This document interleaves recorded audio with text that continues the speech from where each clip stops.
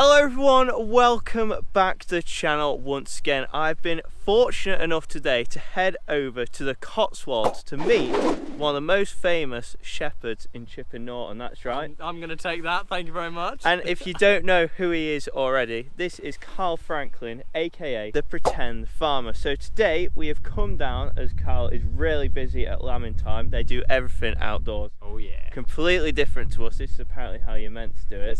This is the way forward. And have a chat about how we actually got into farming, because you're actually fairly new, aren't you? Yeah, pretty move, chef by trade, so yeah. I hope you enjoy, and don't forget, like and subscribe.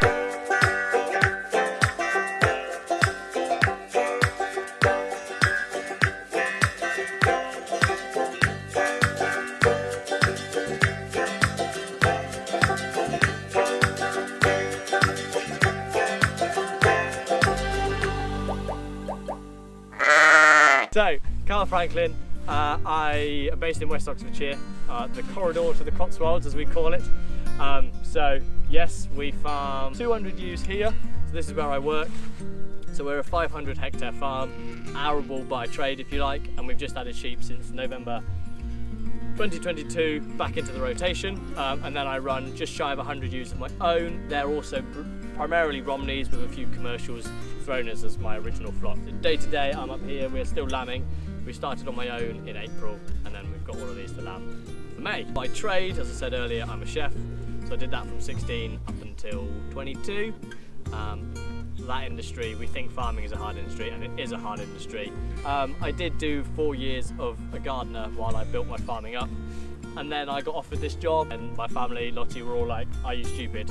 This is the job you want, this is your dream, take it." So I took it, and we've been running 200. The goal, the aim, there's lots of goals and lots of aims on this farm. We want to potentially go into milking dairy ewes. We are massive on regenerative, we do agroforestry, we use wool as much as we can on the farm, and we want to be aiming to be up to 800 to 1,000 ewes. My own ewes, I'm just happily tickling along. I get my sheep fix at work now, so I don't need to grow mine, so I'll probably stick at 100 to 120 ewes. It's enough for me to manage, and it just gives me a little extra income. I like to think it makes me money, probably doesn't. Well, that just leaves us with the plan for today. We've still over 100 ewes left to lamb. I best get my sleeves rolled up and ready to help. As yes, you heard it right, we are outdoor lambing. Although with what's to come, it may change your conceptions completely. Let's get into it.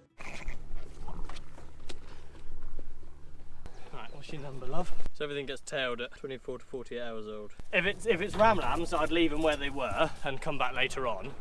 Because they're ewe lambs, they'll be fine. I don't risk mums wandering off with one ewe lamb or them just not getting back up because they've had them rung.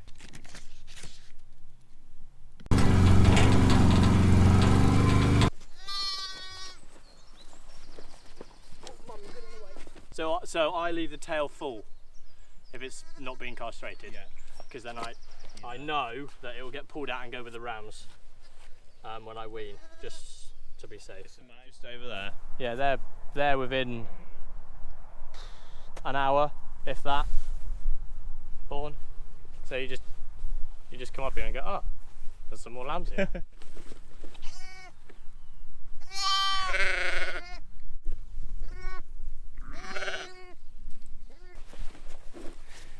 And that is how you use a crook properly. We've just headed over to the corner or the side of the field, and you have these perfectly placed hurdles, haven't you? What's the reason you have these randomly around the field then? So if there's a ewe, for example, this ewe just needed a bit of persuading that she liked her lambs. She was a twin, she still is a twin now, but she lost one this morning. Yeah. One of these is off the triplet that we've just rung and numbered. So she didn't really love the one she had, and I didn't really want a triplet, so I caught her up. This was 6 o'clock this morning, so save dragging them all the way back to the shed. Yeah. I've just penned them up here to see if it works. If they still don't love them by tonight, it will come in the shed. Fair enough. But for now, I was hoping to just cheat, do them here, and then I can move them away. So they're placed to save me running around. So if there's a ewe that I really can't catch, I will open this up, put the quad and the dog round, and hopefully catch them. It's a good idea. So while you're tailing, do you want to tell me exactly what drew you to farming? Well, my grandparents have got a small holding. Yeah. And thank you very much. And I've always made hay off of it. Yeah. And then, stupidly, I thought I could make more money off the land. So I went and bought 12 store lambs. And it's been a downward spiral since then. So I bought 12 store lambs, fattened them, and sold them in meat boxes. Grew from there, did 20 the following year, then 30, then 40, then 50. And then COVID hit, and I took some grazing on that could only be grazed, you couldn't take hay off it. So I went and bought my first 30 shearlings. Come on, kids. Oh. She's reattached. 30 shearlings. Yeah. And then it's just gone from there, basically. So I had 30, and then I bought a few more shearlings the following year, and grew and grew and grew. And then I never would have imagined I'd work for a farm. And then thanks to Instagram, they reached out and said, would I be interested in here? Came and viewed it. So it's brand new. I've been able to buy sheep, the kit I want, and everything. So never in a million years when I was at school would I have thought I'd be farming. It wasn't even a career, an industry that I even thought I could have got into. And the big question is, has it always been New Zealand Romneys? It hasn't always been New Zealand. My heart is with the New Zealand Romney now. Yeah. And I like the outdoor lambing. I really do. You start these obviously the 1st of May when the weather's meant to be alright, although watching your Instagram this week, it has not been that. We had absolutely horrendous rain last night. I don't know if you did. Yes, we did. And the night before. But it just shows, like, we've come around this morning, you've obviously had some lamb in the night, and they all look spot on. The question is it actually worth doing it inside? It's 6 of one, half of the other. It's one of them. There's pros and cons to both of them. Yes, we do have casualties, but all the casualties have got, would they have been saved inside? I was literally about to say, would there still be a casualty inside? You don't know. No, yes, we've had a couple that have had a bag over its nose, but they've lambed during the night. Yeah. So would you have missed it? Yeah. So it is really hard to weigh the two things up. The ewes, I would say these ewes are some of the most relaxed ewes. They're not in a shed, like they're just quite happy. Lambs, I reckon lambs do better outside. Compared to my own, these things are up and away, I reckon, quicker than in the shed. So guys, I'd just like to take this opportunity to say a massive thank you to everyone for the continued support on the channel, and in particular our main sponsors, A-Plan Rural. So guys, for those of you that haven't heard of A-Plan Rural Insurance, they are an insurance company that provide tailored solutions for small and large farms as well as estates across of the UK. So guys, whether you've just started out in farming and have 5 sheep, or you're a big time arable farmer and you have a huge estate, A-Plan Rural Insurance can provide you with the protection that you need. And use no corn, it's all grass, which is one thing that's really impressed me with Romneys. I've felt the back on a few, they're fit and they've just had grass, just normal grazing, nothing special. Nothing fancy. Lovely set of twins over there behind us. They're as big as you want them. Lamb themselves, spot on. Spot on.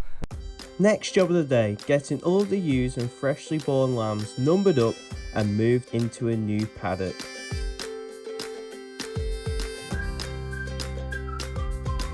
Right, girls? Yeah?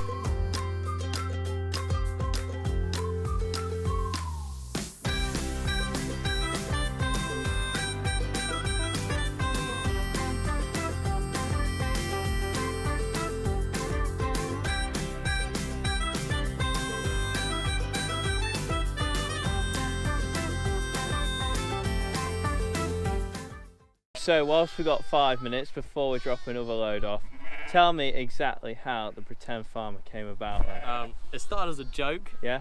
My now ex used to call it me because I started with 5 sheep. I was like, I'm a farmer now. No, you're a pretend farmer. And then that all disappeared and it sort of stuck, and then I started doing a bit of Instagram. Friends would reply and say it was interesting. Yeah. And I started with the hashtag the pretend farmer. Yeah. Lie down.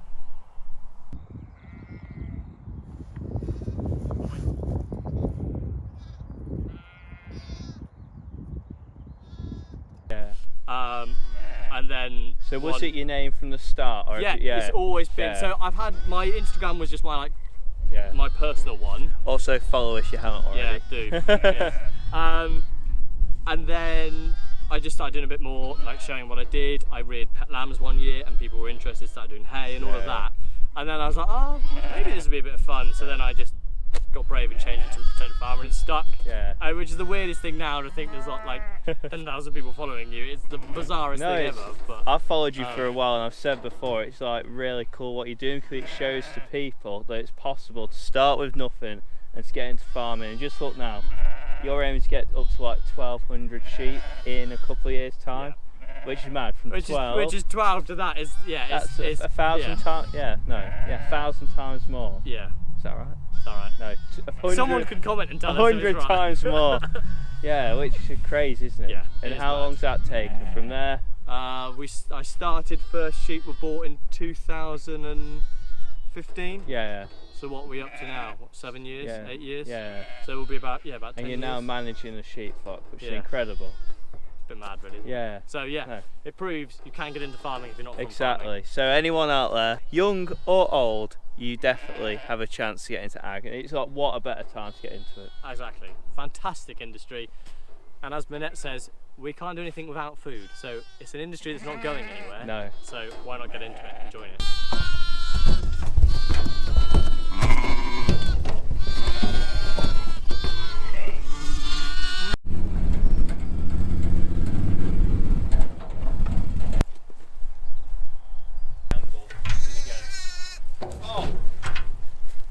Freshly born lamb, just over there. They do pick the rainy times, don't they? They literally just chucked it down and just had a fresh lamb.